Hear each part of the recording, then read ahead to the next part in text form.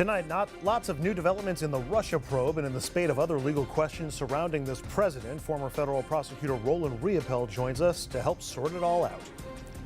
Then race in America. President Trump likes to brag about his record helping African Americans, but the majority of people just polled aren't happy with the way he's handling race. We'll show you the numbers and discuss the ramifications. And later, it's a story that can only happen in this White House. Two reality stars trading insults as one tries to sell a book and the other calls her a lowlife, and more. Trump versus Omarosa. It's round one of this dysfunctional family feud coming up. Good evening and welcome to RFL. I'm Andrew Whitman in tonight for Richard French, and we begin tonight with the Russia probe. The FBI has just fired this man, Peter Strozok. He was removed from the probe last year after it was discovered that he was texting nasty things about Donald Trump during the campaign. But Strozok has vehemently denied that he was biased during the probe that he helped to lead. Here he is scrapping with Republicans during congressional testimony just last month. And you got another text from your colleague, Lisa Page. Trump's not ever going to become president, right? Right? And you replied, no. No, he's not. We'll stop it. That was written late at night, off the cuff, and it was in response to a series of events that included then-candidate Trump insulting the immigrant family of a fallen war hero. And my presumption, based on that horrible, disgusting behavior, that the American population would not elect somebody demonstrating that behavior to be president of the United States. President Trump, as you might expect, jumped all over Strozok's firing today with this tweet, quote, Agent Peter Strozok was just fired from the FBI. Finally, the list of bad players in the FBI and DOJ gets longer and longer. Based on the fact that Strozok was in charge of the witch hunt, will it be dropped? Is it a total it is a total hoax? No collusion, no obstruction. I just fight back. Then there's Rudy Giuliani. The president's attorney is continuing to push for an end to the investigation by September 1st. Here he is on Fox News late last week. Well, I think if it isn't over by September, then we have a very, very serious violation of the Justice Department rules that you shouldn't be conducting one of these investigations in the 60-day period. It's a great point, except for that 60-day rule. Not so much. Just another example of Rudy being Rudy. That rule doesn't really exist. Quote, as the Justice Department's internal watchdog recently noted in a report about the 2016 election, the 60-day rule is not written or described in any department policy or regulation. Nevertheless, high-ranking department and FBI officials acknowledge the existence of a general practice that informs department decisions. Let's get some insight and analysis now, and for that we turn to former federal prosecutor Roland Riepel. Hi, nice to see you, Roland. Good to see you, Andrew. Good to be here. So let's start with the firing of Peter Strozok. Just how damaging is the firing to the Mueller probe, both in terms of the probe itself, but maybe more importantly, how it's seen by the public? I don't think it's ultimately very damaging at all, although it does give Trump and his minions the opportunity to seize the news cycle for a day and trumpet this as an example of a wrongdoer being disciplined. The problem they have is that Strozok was taken off the investigation very early on, way back, months and years ago. So his influence on it has been minimal since then, and in fact not at all.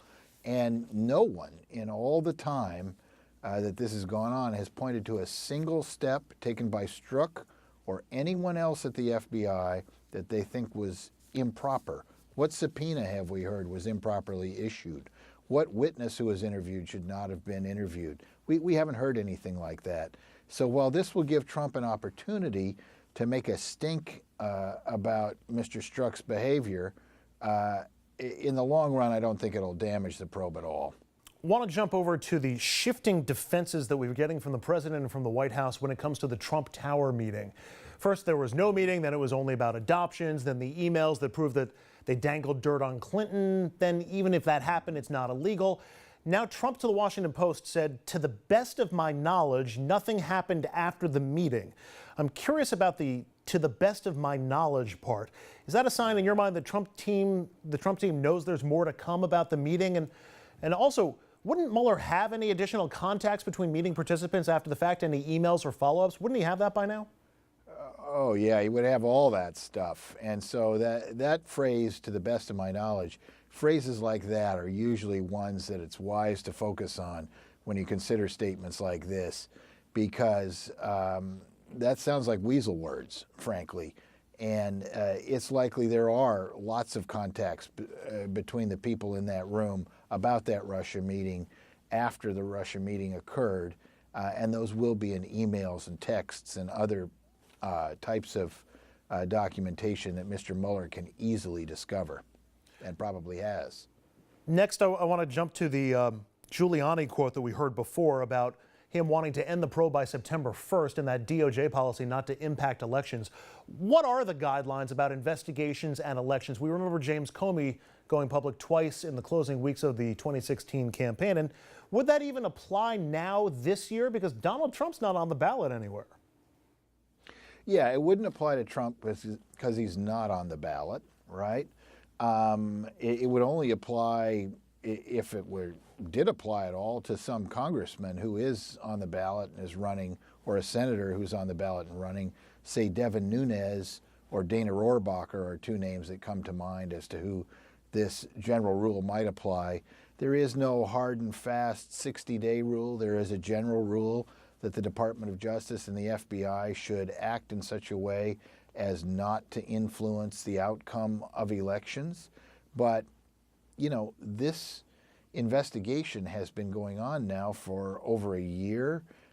It's well out. The facts of the investigation are out there in the public. So the issuance of a report summing up much of what is already well known doesn't seem likely to have the type of influence that this general policy is meant to prevent.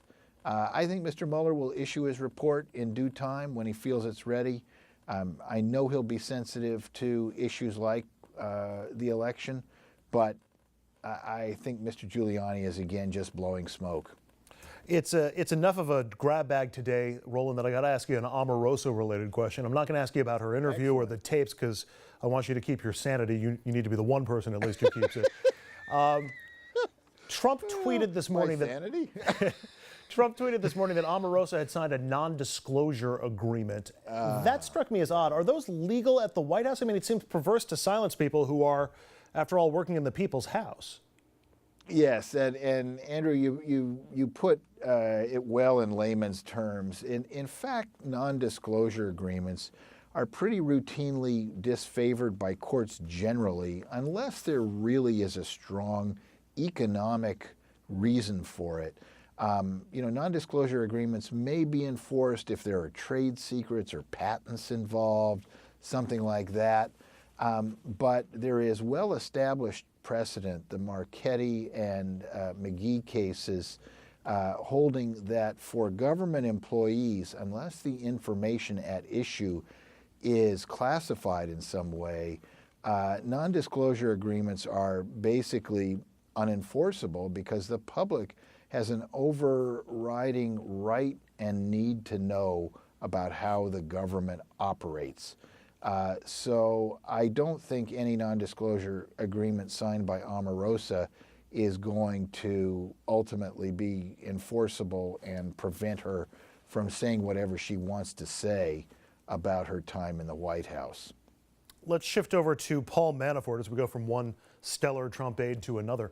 The prosecution rested in the Manafort trial today, but based on all the reporting, it's not looking that good for him. On Friday, we got a long recess, and a lot of people thought a plea deal might be in the works. How unusual is it to go all the way to trial and perhaps even all the way to a verdict and then work on some sort of deal? It's not unusual. Well, it is unusual, but not unheard of for defendants to plead in the middle of a trial.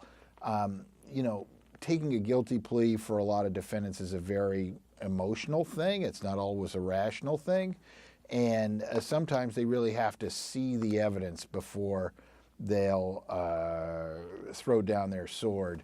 And indeed, I've had trials where halfway through one of your co-defendants pleads and becomes the government's witness 2 weeks later.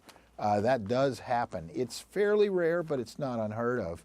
An adjournment of this trial of that kind, we don't know exactly what went on, but it could have been about Manafort pleading or trying to make a plea deal. It could also have been discussion of potential jury charge type issues and what else was going on in the case.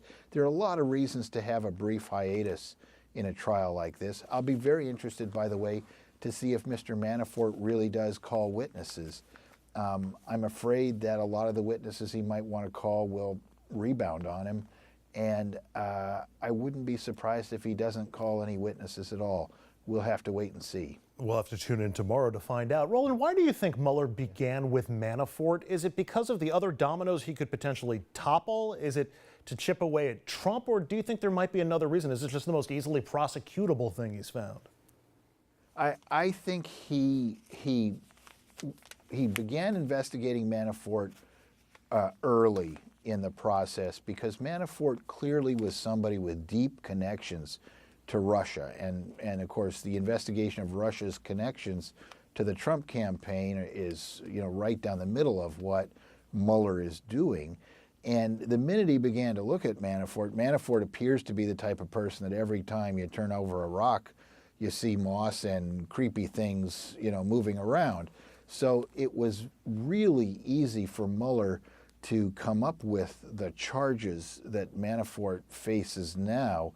And of course, those provide tremendous leverage against Manafort to try to force him to plead guilty and provide whatever information he has. And I'm sure that was Mueller's thinking in going after Manafort so hard, so fast, that this is a guy with a lot of connection to Russia who really is likely to have a lot of information of interest to me. So let's see if we can flip him fast. Now, Manafort didn't flip, I think because he's afraid of the Russians. And perhaps after conviction, he'll get religion. Time will tell. And even if he doesn't flip, Roland, have you heard enough in the Manafort trial that he could be used as a building block for later cases relating directly to Russia and Trump? We haven't heard that much in this trial that will help with that, but it's hard to believe that there are not significant connections between Manafort and Russia. We have heard the reporting, Andrew, about how can we monetize my position with Trump to pay back my debts to the Russians. We've heard reporting on those types of communications, and so there may be communications out there that Mueller has that will show that Manafort is a significant link to the Russians. We'll have to wait and see. Roland Riopel is both a former federal prosecutor and Omarosa-free. Roland, thank you very much. Really appreciate the few minutes. Good to talk to you, Andrew. Likewise. We'll take a quick break. When we come back, 1 year ago, a white supremacist rally in Charlottesville turned deadly as hundreds of racist and anti-Semites clashed with counter-protesters. Yesterday, though, hardly anybody showed up, and police and opposition dwarfed the turnout by the supremacist groups.